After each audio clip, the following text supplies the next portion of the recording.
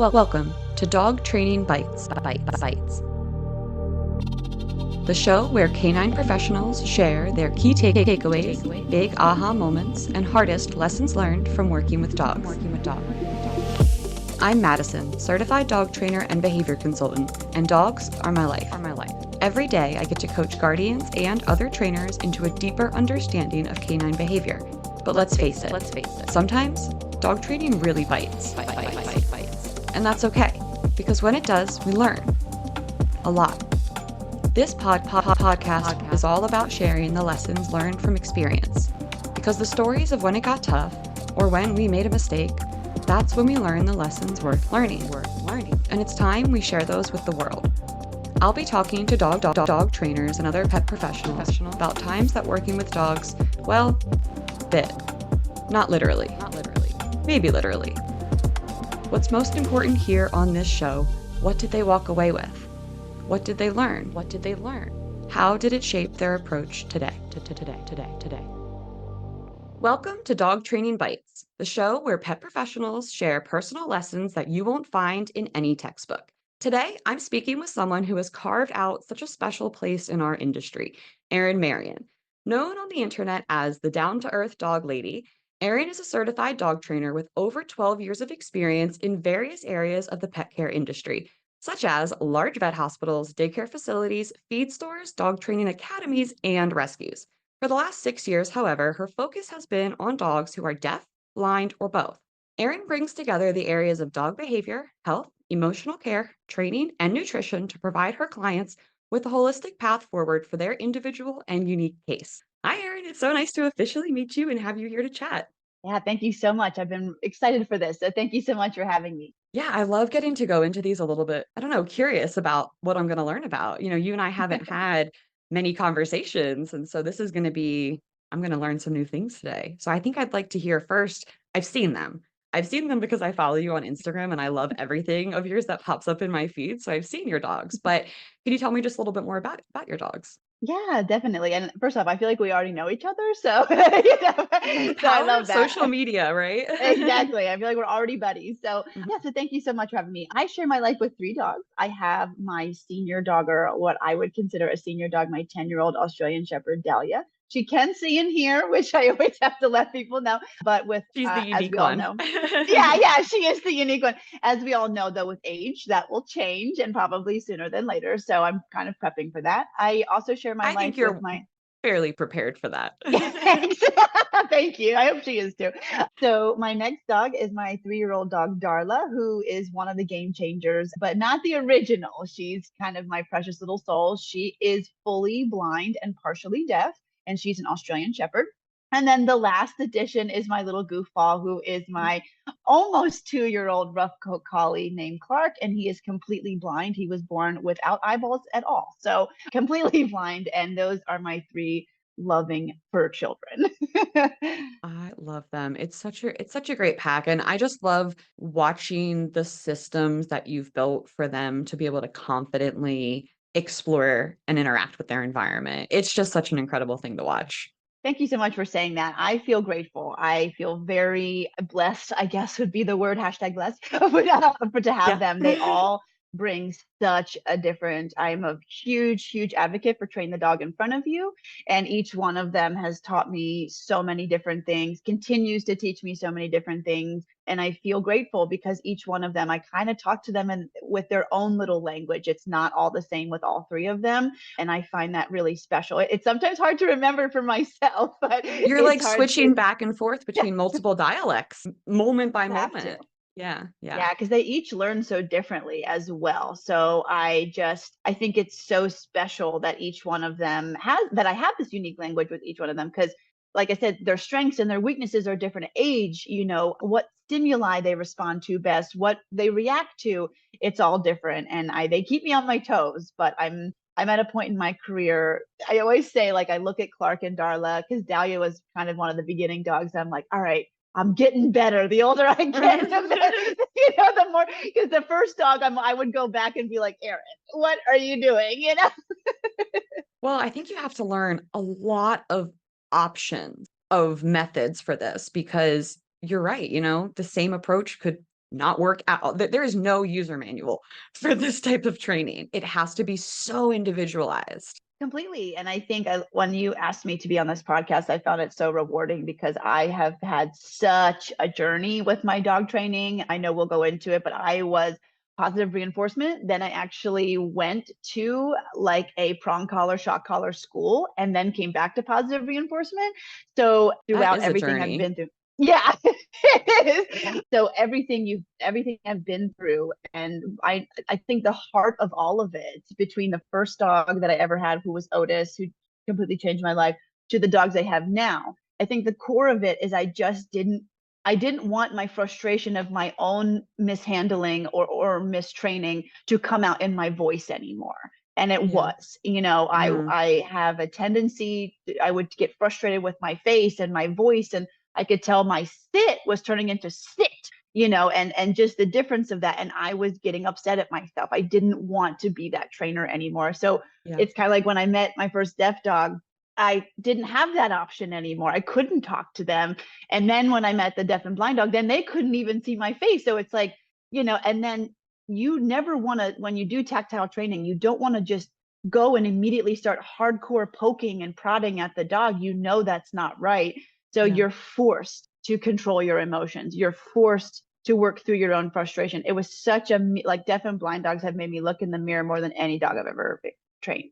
Yeah. I had an incredible experience with actually two dogs who were hearing impaired last year. And that's how I think I found your account. Was I was seeking out some, specific education on tactile communication.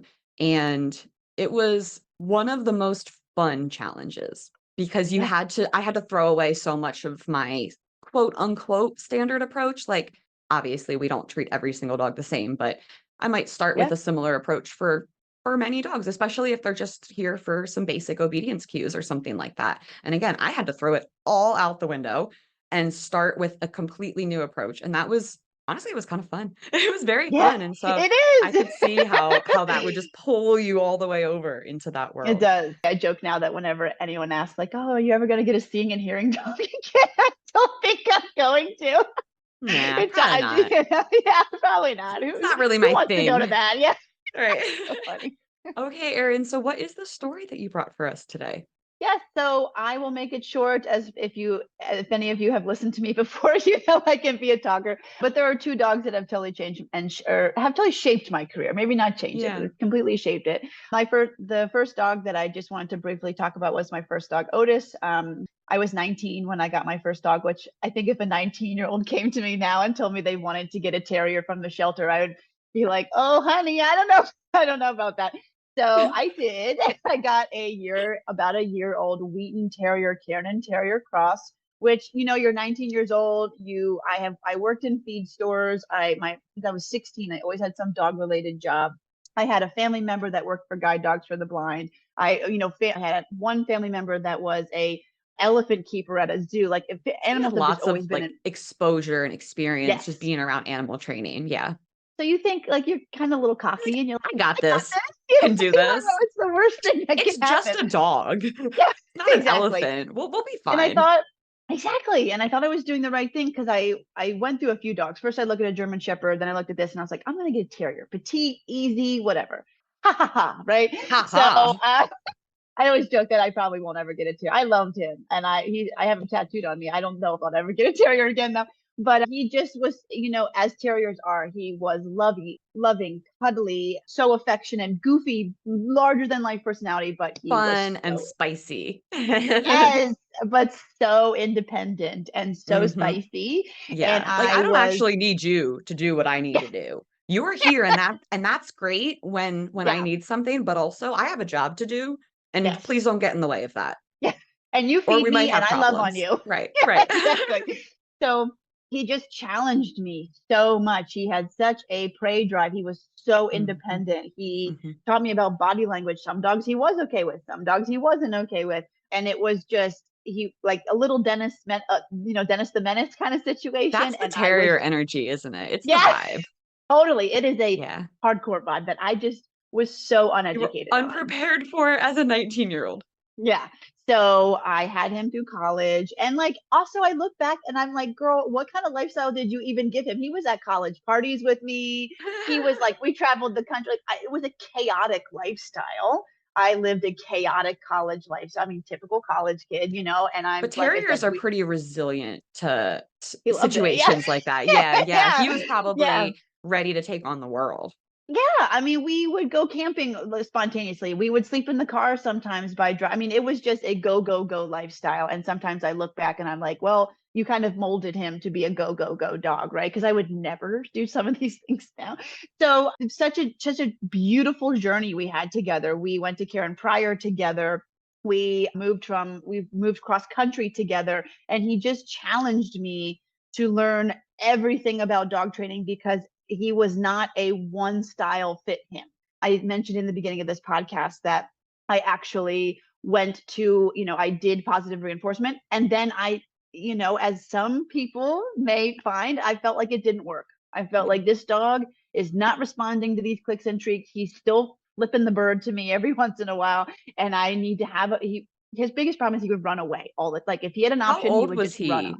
Like at this point where you had gone down the, more positive reinforcement Yeah. training and you just felt like it wasn't working and you decided to try something else. How old was he at that point? He's like 3 or 4. So still Okay. kind of an adolescent, still, I mean, Yeah, he an was adult, just but settling, still, just starting to yeah, settle into who he is. Yeah. yeah. So, Okay. and I thought to no, this is such a younger trainer, brain, but I thought, okay, I'm going to adopt an older dog, an older female, and maybe this kind of, I don't know, quote unquote pack mentality, whatever that means. I thought she would kind of keep him in line, and it did kind of work. A companion wet was great. So then when I went to the prong and shock collar school, they required that you had to get a puppy, which we all like. That's kind of your number one red flag. I should, yeah, They you had to. told you have to go get a puppy? For the school. Yeah, a lot of red flags there. So I don't like to mention names or anything like Yeah. that. So yeah, it was required to get a puppy. So that's who I got. That is That's when I got Dahlia. astonishing to me. Yep. It's, Genuinely. yeah. Looking back You're now, I'm looking like, for help Erin. with your current dog, and their suggestion is to get another dog. That's Well, because I wanted to join in, and they did a school program, a dog training school, and they were like, "You can okay, bring okay. Otis here. That's no problem. We can work with Otis, but for the school, you need a clean slate, whatever that means. You need a clean slate. I don't even after Clicker Expo, I'm like, I don't even like that trainer anymore. But yeah, so then I was in the shock and prong collar school with a 8-week-old puppy and with Okay. Otis, and Yeah. so for a year of my life, the first year of Dahlia's life, which, I get like a little emotional on that. I put her through that. But the first year of Dahlia's life was prong and shock collar, and same with Otis. So they both had, that. And I was realizing the fallout was so, like, there was just so many just so many icky feelings. So I immediately dropped out of that, went back to positive reinforcement, like guns ablazing, right? Yeah. Just starting over, everything in between. But Dahlia is 10 years old, and I still, that first year, like it pops through all the time, and it's like heartbreaking. Yeah. She's one of my harder dogs in my group right now, and I just think that first year there was just so many feelings. So anyway, that's kind of what shaped me in the very beginning of my career. So now we're like 6 years into my career, and I meet my first deaf dog, become really obsessed with it. I start fostering deaf dogs, and then I get my first deaf and blind dog. And that was the second dog in my life that I could attribute to who shaped me to who I am today. He was one of the hardest dogs I've ever fostered. A lot of issues, a lot of neurological stuff, compulsive spinning, resource guarding, potty training felt nearly impossible. And I didn't know what I was doing. I knew that he was trying to communicate, but I was responding to his communication in unhealthy ways, such as if he started spinning in really repetitive motions, I'd be like, oh, okay, buddy, thanks for letting me know you have to go potty. And I would follow through with his communication and take him out without redirecting, I would just be like, oh, you're spinning at, a half hour later, you must have to pee. So Yeah. I knew the concept was there. But nowadays I look back and I'm like, oh, Erin, like you almost kind of encouraged that type style of communication. Right. Versus teaching something else as a a line of healthier, communication. Yeah. Yeah. a healthier way to communicate. So Like now something I less look back and I'm like, compulsive. oh, Yeah.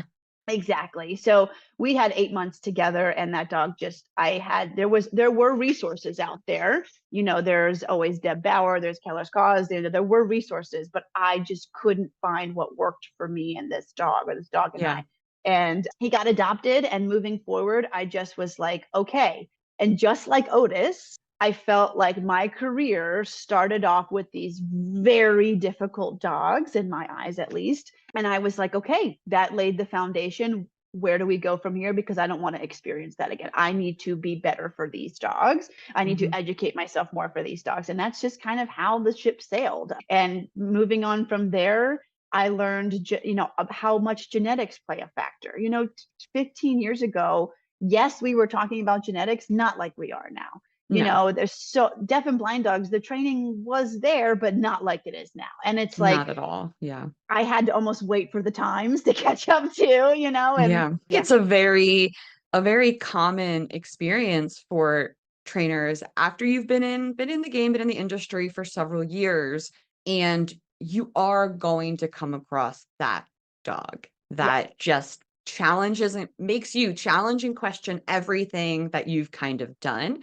And it forces you to find a different way because the ways that you've been using will not work. And I think that's when trainers like you who especially are very focused. That's when we can have these like moments of real genius and discovery of when we're focused on a very particular, very specific behavior or like subgroup within dog. And we just can't find something that works. And then all of a sudden you're able to synthesize the right things and pull together the right pieces from here and there. And honestly, probably looking at other species a lot, which is Yeah. not uncommon for you to do. But I just really think that it's such a wonderful and frustrating place to be in where you're confronted with that level of challenge and what it can open you up to.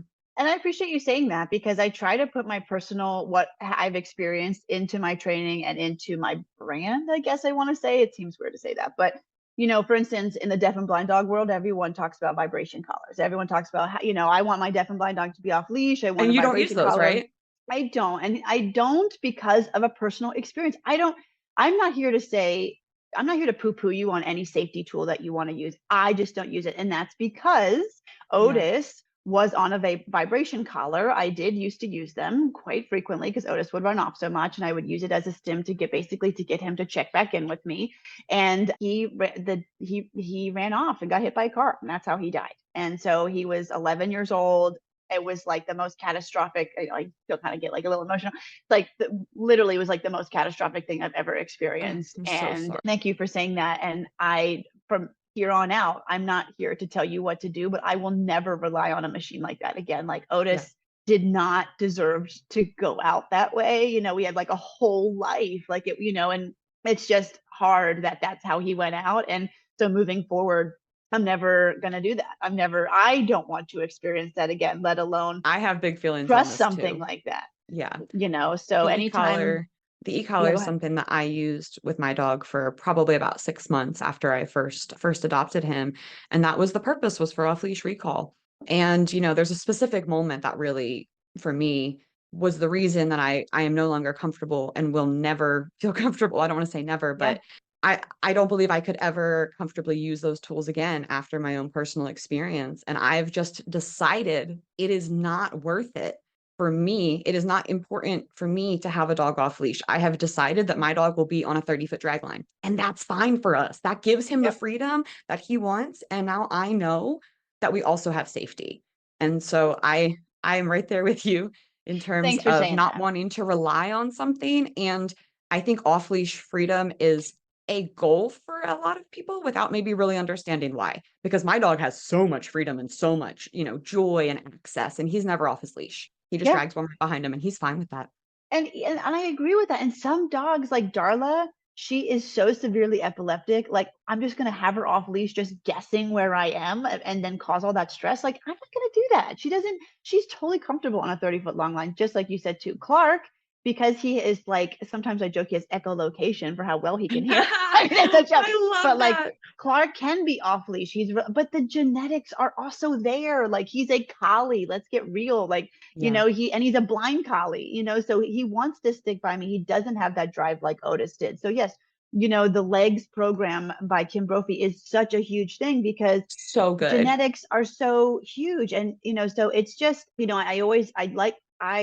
I want to put my heart on my sleeve and share with my clients what I've been through, because I feel like I have seen a lot and I have been through a lot with my dogs. And so I appreciate you sharing your story too, because people will really get quite cruel. And I am also not here to say, like, sometimes people will tag me and be like, oh, you need to check out Erin. Here's why your dog shouldn't be on a vibration collar. Like, that's great, you do that, but I'm not here to prove these people wrong. I'm just here to show why I do things and how it Right. works for me, and help them make their own informed decisions for what's Yes. best for them and their situation. And knowing that all the stakeholders involved, the humans, the dogs, everyone that's a part of that, which is, by the way, not us. We are not actual stakeholders in our clients' lives, so we don't matter. What they feel, how they feel about the training matters a lot. And I think that people were told along the way, as long as you're getting results, it doesn't matter how you feel. And how the human feels about an approach matters greatly. Completely agree. I completely agree. And I think that's for your third question, like, that's my lesson is like these Otis and Ghost, those were the two really like pillars of my life. I mean, every dog is, right? Like Darla has her own impact at Clark, but like, those two just made me look back and think like, it doesn't have to be like this. It doesn't, especially Otis's last day on this earth. I'm like, it does not ever have to be. I don't ever need this again, and I also think the biggest takeaway that I have taken away from all of this is just after however many years of dog owners or guardianship, I've learned what dog works for me. I love when Sarah Strumming was telling me, like, I love those high drive dogs. I'm like, girl, you do your thing. Like, you gotta get the dog, get the dog for the life you have, not the life you want. I say that all the time. Don't get an 100%. Active dog if you're not an active person, because you're going to have a lot of resentment and a really unfulfilled dog. Exactly. And it's like, it's worth doing yes, if you're 19-year-old Erin and you go to the shelter because you think that dog is so freaking cute, great, but learn from that. Learn from what worked from that, what didn't work for that. I joke I'll never have a terrier again, only because Otis was so special, but also that those genetics are not really what I vibe, what really it my worked for you at that is. point. Yeah. Yes. Maybe not so much on the farm. Yeah, I don't think Darla could go to like college parties. You know what I mean? Like, probably not. Yeah. I'm not seeing her doing a keg stand or anything like that. Otis would have, but yeah. So I'm life of the party. Literally was. Yeah. I'm grateful for my journey. I'm grateful for each one of the dogs, but those two really just made me look in the mirror and just say, like, it doesn't have to be like this. And how are you going to go about changing that for the future dogs that you? Yeah. Oh, what an incredible. Well, Erin, is there anything else that you'd like the dog people out there to know about you or what you do or how to work with you? Yeah, so really my biggest plug, I always like to say, is if you're listening to this and you have a dog that's deaf or blind and you are feeling lonely or just like you don't have anybody out there really to talk about, because it is not easy to have a deaf and blind dog. I don't want it. I have a deaf and blind dog support group that I'd love for anybody to join. We hug, we cry, we drink wine. It's a really special community. So you can find that on my social media in my bio, and you can just find me in general on any social media at Down to Earth Dog Lady, and just message me if you have any questions. And just know, I always want to say at the end, like, your journey is your own unique journey, and no one can tell you you're doing it right, and no one can tell you you're doing it wrong. And I just want to be somebody, like the business name that I am, that supports and encourages. Yeah.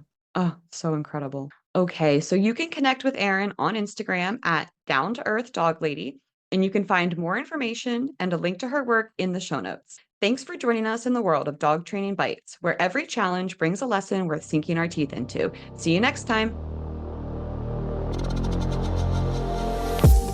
Dog Training Bytes was created, produced, and edited by Mattison Skoog-Simpson. You can connect with me on Instagram at Dog Training Bytes, that's BYTES, and at Freed by Training.